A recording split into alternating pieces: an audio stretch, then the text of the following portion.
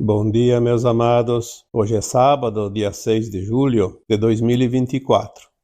Trazemos hoje aqui mais um áudio, sempre na intenção de trazer alguns esclarecimentos para que todos vocês que acompanham esse meu trabalho tenham alguns subsídios a mais a fim de aprimorar os conhecimentos, alargar a consciência e aproveitar esse tempo maravilhoso que agora estamos vivendo, que é o final da transição planetária.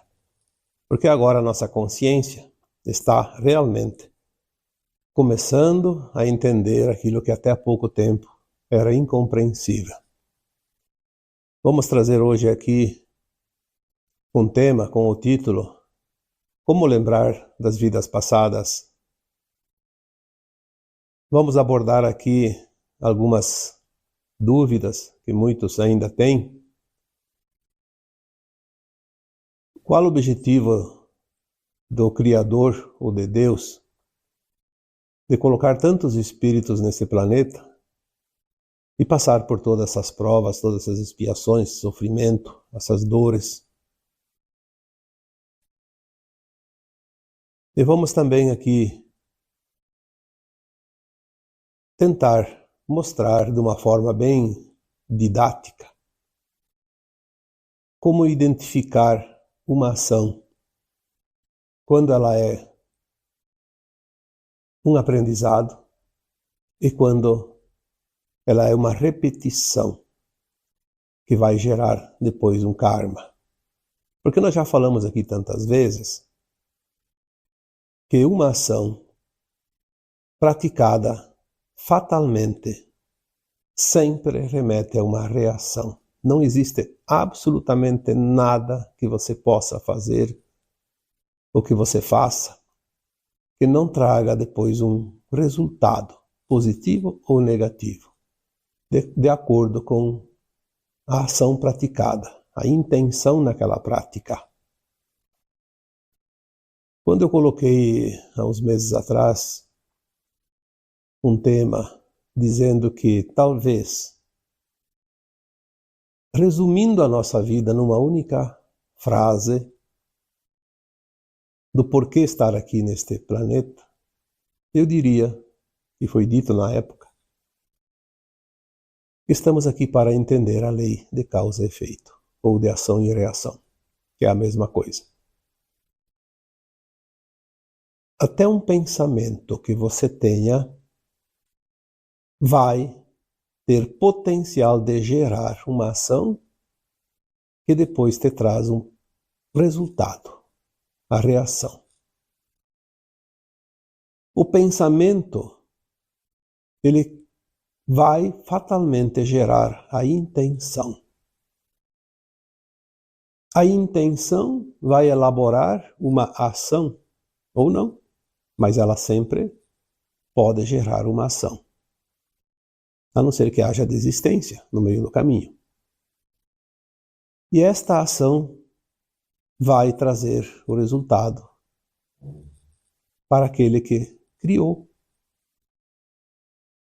Nós já dissemos tantas vezes que algumas parábolas, algumas palavras que o grande mestre Jesus Cristo deixou no seu tempo que ele esteve aqui na Terra entre nós há 2000 anos. Algumas frases, algumas metáforas ou algumas parábolas são muito importantes. Quando ele dizia: a semeadura é livre, mas a colheita é obrigatória, ele estava falando disto, da lei de causa e efeito, de ação e reação. Você tem a liberdade de semear, mas uma vez feita a semeadura, você vai ter o compromisso. Não vamos aqui dizer obrigação, porque fica um pouco pesado, mas o compromisso de colher das tuas sementes. Eu até coloquei tantas vezes um complemento disso. Ninguém colhe na roça do outro. Ninguém vem colher da tua roça. Porque são leis naturais. Nós temos que entender que as leis naturais são imutáveis. Elas não têm adendos e nem má interpretações. Ela tem sempre um objetivo, uma linha traçada. Ela é simplesmente justa. Semear não é jogar sementes, como a gente imagina. Semear é aquilo que você faz. Você planta uma ideia, você planta uma intenção, você cultiva uma ação e vai colhendo os resultados na medida que eles chegam. Nós estamos num planeta de terceira dimensão de provas e expiações. A Terra serviu de escola para a humanidade, para as almas aqui encarnadas. Por todos os tempos, nós tivemos esse curso primário, o início do desenvolvimento de uma consciência, começando do nível mais baixo, o primeiro grau de uma escola. As almas aqui aportadas nesse planeta vieram para buscar esse conhecimento. Porque as almas em níveis mais elevados não sabem como é viver num mundo tão limitado como foi a Terra até então. Precisamos entender que nós somos todos um com a fonte. É um pouco complexo, porque a nossa consciência ainda está limitada, mas ela vai se alargando rapidamente agora e fica mais fácil compreender. Há pouco tempo ninguém falava de mônada, ninguém sabia o que era. A mônada é o átomo semente divino, que é o espírito, que é o eu superior, se subdividindo em partes de si mesmo, a fim de criar, aprender, explorar, desenvolver mundos, galáxias, universos, multiversos, estrelas, planetas, luas. Aquela famosa frase citada nas Escrituras, que diz: "E Deus criou os humanos, as almas", enfim. A gente diz humanos porque nós conhecemos os humanos, mas todas as formas que uma consciência pode adquirir em qualquer lugar do cosmo infinito, que são formas diferentes, não são sempre humanos, humanoides. Tem outras formas também. Quando Deus fez a sua criação, segundo alguém deduziu, intuiu ou ouviu, mas enfim, escreveu. Ele disse: "Ide, multiplicai-vos, criai mundos e universos." Porque Deus não é uma figura como muitos imaginam, Deus não é uma entidade, Deus é a consciência suprema, a fonte criadora, a consciência que tudo é, que tudo cria incessantemente.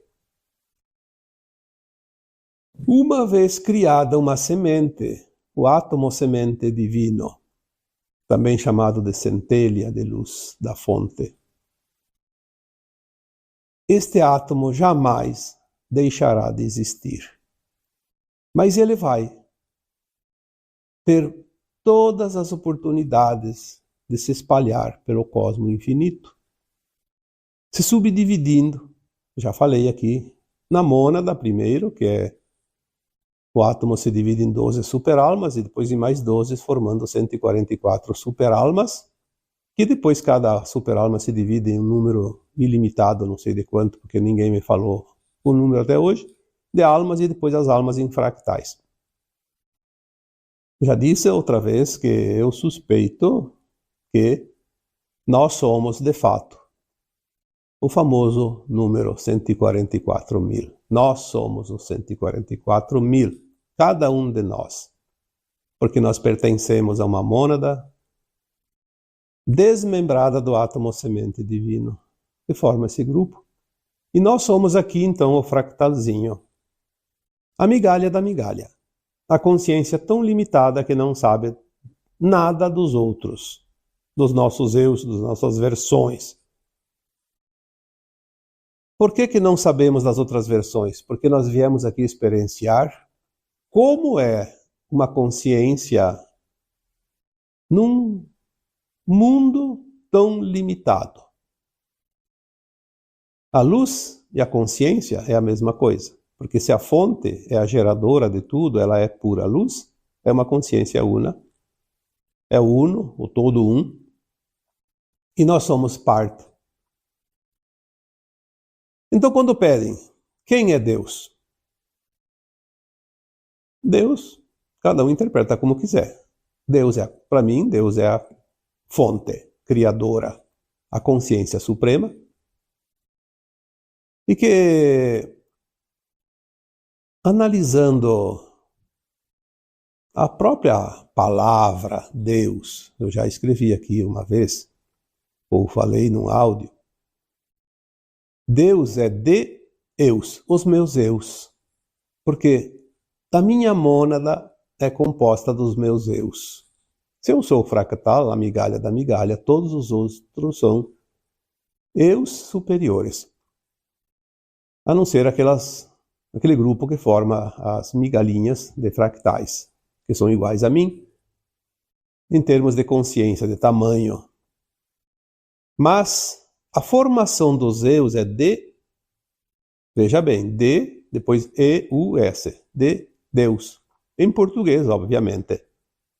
Mas pega então a língua italiana. Deus é Dio. Eu em italiano é io. De io. Dos eus também em italiano. Agora peguem a língua espanhola. Deus é Dios. E eu, em espanhol, é yo, que significa a mesma coisa. Veja que quem inventou as línguas diferentes que se fala nesse mundo? Será que alguém falou para o outro, olha, você vai inventar uma língua nova, mas Deus é sempre do eus, né? Ou coisa parecida, que exemplifica. São exemplos que nos trazem a confirmação daquilo que a nossa razão começa a compreender. Fica mais fácil. Então, se nós falamos, quem é Deus? Deus somos todos nós. Porque nós somos a mesma consciência, subdividida em partes. O todo está na parte. E a parte está inserida no todo, sempre. Isso também exemplifica qual o objetivo de Deus criar, vamos aqui dizer o Deus, a fonte, criar mundos inferiores e colocar aqui almas, porque foi uma pergunta que alguém me fez. Qual o objetivo de Deus criar tantos espíritos e ainda sofrer as ações do mal e vir aqui na Terra e passar tudo o que está passando? Será que Deus foi justo? Deus é a própria justiça. Não merece nenhum questionamento, porque Deus é simplesmente aquilo que é. Nós não temos que discutir isso, nós temos que entender o objetivo disso. Nós tivemos a oportunidade de vir experienciar uma vida num planeta de consciência limitada para levar esta experiência para aquelas outras partes nossas e de outras almas e fractais e superalmas que vivem em outros mundos, porque seu cosmo é infinito. Almas existem em todos os lugares. Almas tem na Lua, almas tem no Sol, em Marte, em Júpiter, todos os planetas da Terra, tem em todas as estrelas, tem em todos os lugares. Ah, será que tem vida fora da Terra? Olha, eu acho que a pessoa que faz esta pergunta, será que tem vida fora da Terra? Não sabe absolutamente nada. Não entendeu ainda nada. Porque se não sabe nada de si mesmo, não sabe nada de nada. Não é possível. Está vivendo uma ilusão tão profunda que ele acha que ele é o centro do universo, que o mundo gira ao redor dele. Infelizmente, consciências se dizem elevadas, sábias, cientistas, ainda pensam dessa forma. Então quem é que é evoluído? Quem é que está realmente entendendo a vida? O objetivo do Criador não foi colocar aqui na Terra esses seres malignos que aqui aportaram fugidos das guerras de Orion. Ele não tinha esse objetivo. Nunca teve, porque foi uma contingência que aconteceu aqui nos últimos milênios. Não é uma coisa lá do tempo das criações. A Terra existe, a ciência diz que 4,5 bilhões de anos, mas a minha equipe espiritual já me informou que tem pelo menos 3 vezes mais que isso. Então vamos dizer que tem lá 13, 14, 15 bilhões de anos. Isso não importa, não faz diferença nenhuma. Falar bem a verdade, que diferença faz? Mas agora, há 350 mil anos, aportaram aqui essas raças escuras, né, sem luz, da ausência de luz, que se compraz no mal, os arcontes e outras raças desse sistema de Órion, que é o braço da galáxia. Porque as consciências, elas podem experienciar o que quiserem e elas se desviaram tanto da fonte que não tinha mais volta. E para que elas pudessem voltar para a luz, houve a possibilidade delas se misturarem com outras raças benevolentes, como os humanos, que é uma raça adâmica, que é uma raça amorosa. A raça adâmica é uma das raças mais amorosas que vivem em consciências limitadas de terceira dimensão. E a Terra era um planeta feminino que acolhe, porque a consciência do planeta Terra é a consciência que nós conhecemos como Gaia, que é mãe, também criadora, geradora, principalmente de amor, de acolhimento. Era óbvio que podiam ter a permissão, como tiveram, de aportar aqui. Eles não vieram aqui para fazer a humanidade sofrer. Eles vieram aqui para absorver consciências amorosas, energias amorosas e amolecer aquela consciência endurecida que eles tinham se transformado. Obviamente que eles usaram de artifícios que causaram dor e sofrimento para a humanidade, mas mesmo assim foi uma oportunidade das almas encarnadas aqui na Terra que queriam experienciar também viver coisas muito fora do eixo do bem. E nós vemos os encarnados fazendo absurdos, crimes hediondos. Por que fazem? Porque querem. Não são obrigados. As entidades trevosas não obrigaram a ninguém a cometer crimes, cometer o mal.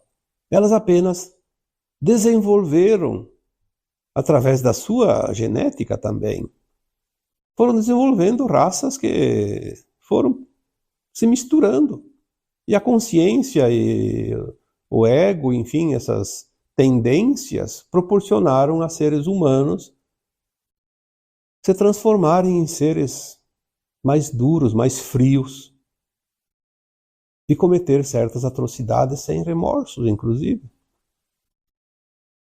Mas uma vez que um ser humano, que é uma alma encarnada, comete um crime, que é aquilo que é chamado de um ato contrário à lei divina, ele precisa depois ressarcir isso, resgatar. Então vem a dor e o sofrimento. Então começou a criar uma bola de neve maior, de lei de causa e efeito. Mas não existe injustiça. Ninguém paga aquilo que não deve. Como eu disse antes, ninguém colhe na roça do outro. A semeadura é livre, a colheita obrigatória. Então, quando nós juntamos todos os pontos, nós formamos os desenhos, que ficam mais fáceis de entender. Deus não permitiu a maldade. Deus, como consciência benevolente, que tudo cria, criou oportunidades para que essas consciências desviadas pudessem se regenerar através da frequência mais amorosa nesse planeta. E muitos voltaram. Como a parábola do filho pródigo, voltou para a casa do pai. Muitos. Vocês não têm ideia de quantas almas perdidas na escuridão se iluminaram aqui nesse planeta e voltaram para a luz. Alguém já me disse, mas então que culpa eu tenho de ter que sofrer para outro voltar, para outro se redimir? Você não precisa sofrer para o outro se redimir. Você sofreu porque você facilitou, se desviou também pelas facilidades, pelas tentações das coisas que não são lícitas. Ninguém é obrigado a nada. Já falei tantas vezes isso. Nós somos livres. Por isso existe o tal de livre-arbítrio, que é a livre escolha de tudo o que nós quisermos. Cada um é livre para semear, mas tem a obrigação de colher das suas sementes. Essa pergunta que foi feita várias vezes, e que eu faço questão aqui de abordar, como saber se uma ação antiética que alguém pratica é a primeira vez ou é uma repetição de algo que já foi feito em vidas passadas? É fácil de saber a resposta. Nós somos uma consciência. Ao contrário do que se diz, nós temos a consciência. Não, nós somos uma consciência. E como consciência, nós sabemos cada coisa que estamos fazendo, se a gente já tem conhecimento ou não da causa. Se a gente já tem conhecimento, já passou por isso em outras vidas ou nesta vida. Vamos dar um exemplo. A pessoa sabe que roubar não é legal. Não é justo. Nós temos as condições de prover tudo o que nós precisamos nesse planeta. Não é preciso tirar dos outros. A ganância, o desejo de poder, o ego, tudo aquilo que nos provoca a prática do que não é lícito é por um interesse. E se nós temos um interesse, é apenas um interesse nosso. Não é ético, não é ético. A gente sabe que não é.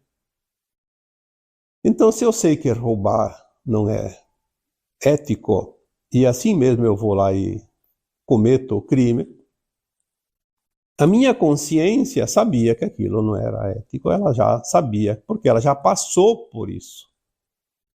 Então ela vai ter o resgate obrigatório. Mas vamos supor que a primeira vez que eu roubei na minha vida foi lá 300 encarnações passadas. Eu não sabia. Eu não sabia que aquilo era ruim para o outro. Eu só senti que era bom para mim ter aquilo que não me pertencia. Ali foi uma experiência para aprender como é roubar. Obviamente, depois também a minha alma passou por uma experiência como é se sentir roubado. Essas lições são as lições que nós viemos aprender, e eu sempre digo que ninguém é punido por aprender uma lição. A primeira vez que a alma comete um deslize, ela faz por experiência necessária, porque faz parte do currículo desta escola de almas. Ela não é submetida ao resgate obrigatório, ao karma, como se diz. Então, você sabe sempre. Pode fazer vistas grossas, dizer eu não sabia, mas você sabia. Se você já praticou numa vida passada, você já aprendeu a lição. E se você já aprendeu a lição, você sabe o resultado disso. Sabe se pode ou não pode, se deve ou não deve, se é ético ou se não é ético. Ninguém precisa te dizer. Eu vou fazer escondido, ninguém sabe, eu não vou pagar por isso. Vai, porque a tua consciência sabe. Ela vai determinar a pena para você na próxima encarnação. Quando você estiver lá no plano, no além-túmulo, no plano astral. A tua consciência, ela não quer ser enganada por si mesma, porque é da lei maior. Então, você sabe quando é a primeira vez e quando não é. Aliás, eu diria que, será que tem alguém ainda nessa escola que não aprendeu alguma lição? Por que a Terra vai fazer a transição agora? Por que essa escola vai passar para um nível superior? O segundo grau. Estava no primeiro grau, agora vai para o segundo grau. Por quê? Porque todos os alunos tiveram a oportunidade de aprender todas as lições. Reprova quem não entendeu as lições. Mas a escola deu as matérias, deu as lições. Ministrou todos os cursos possíveis. Por isso chegou o tempo da transição planetária. Quando se diz, ninguém vai ficar para trás, a escola deu oportunidade para todos.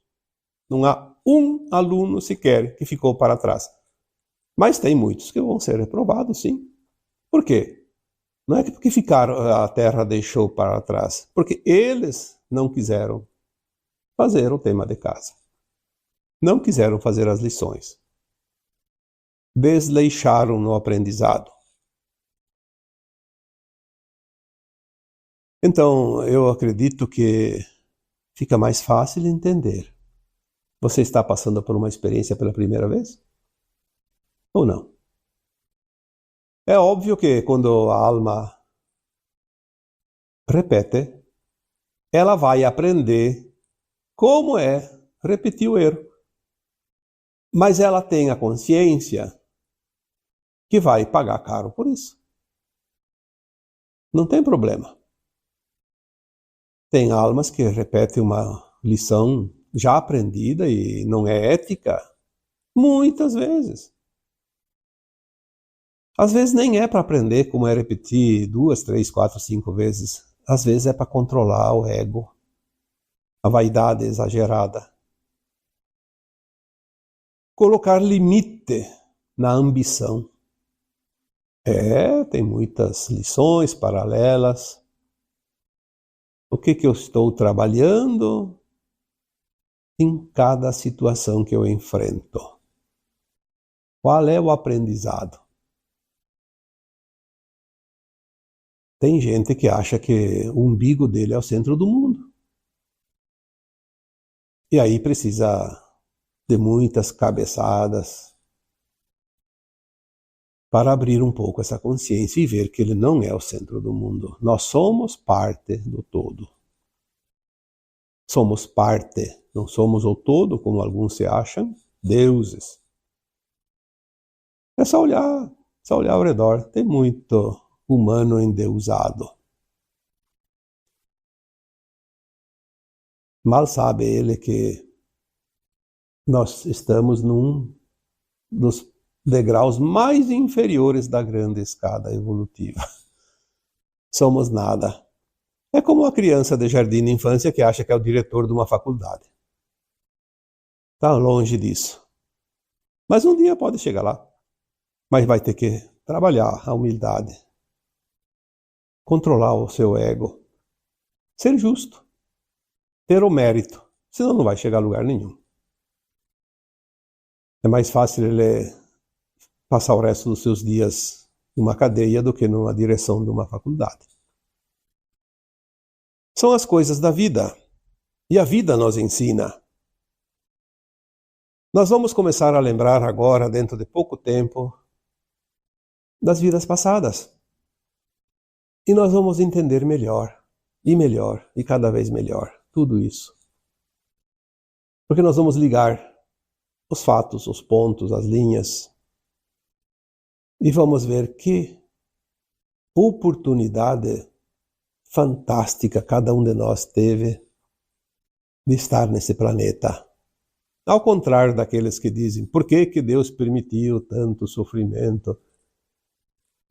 Nós vamos entender que por que nós escolhemos tantos caminhos tortuosos e passamos por tantas dificuldades e dores se não era necessário passar por tudo aquilo. Bastava simplesmente tomar consciência de cada coisa, aprender a lição e passar a régua. Porque o aprendizado ele pode levar 5 minutos, como pode levar 5 dias, 5 anos, 5 séculos, 5 milênios. Depende de cada um. Deus não se envolve. Até porque Deus não é uma figura, como já foi dito aqui. É uma consciência e nós somos parte dessa consciência. Na soma de todos nós formamos o Deus.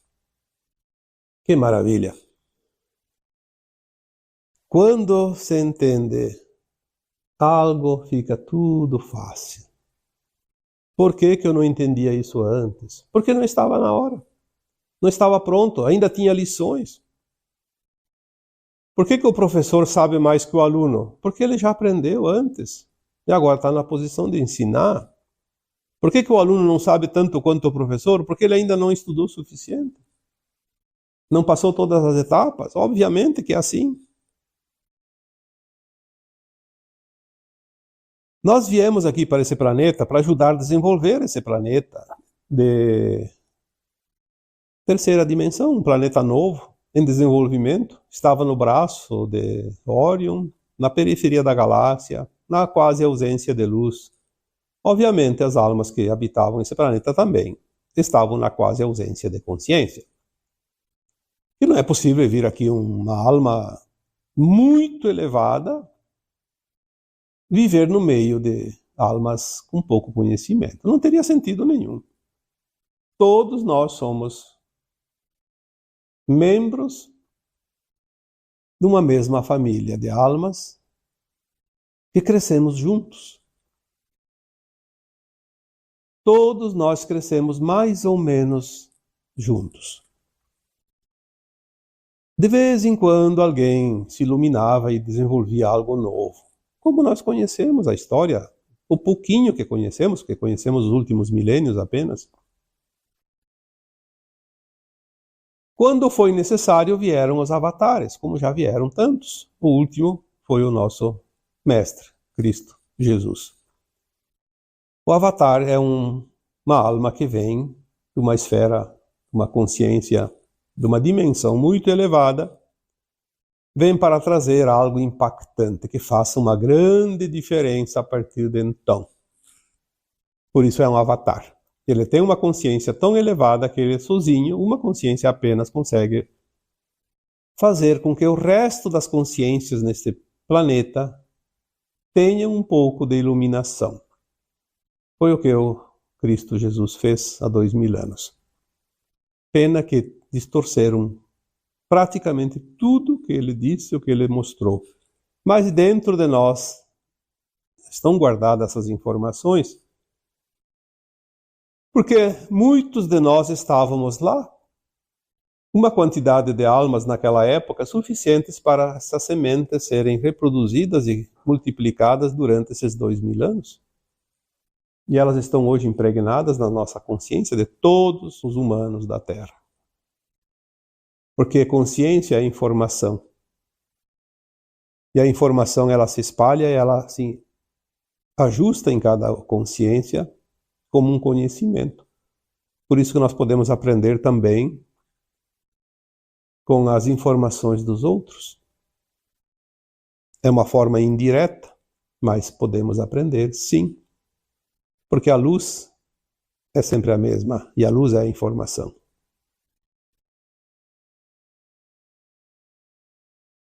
Então as almas que estão em mundos superiores se abastecem das nossas experiências para entender como é viver num planeta inferior. Nós só vamos entender isso quando nós subirmos.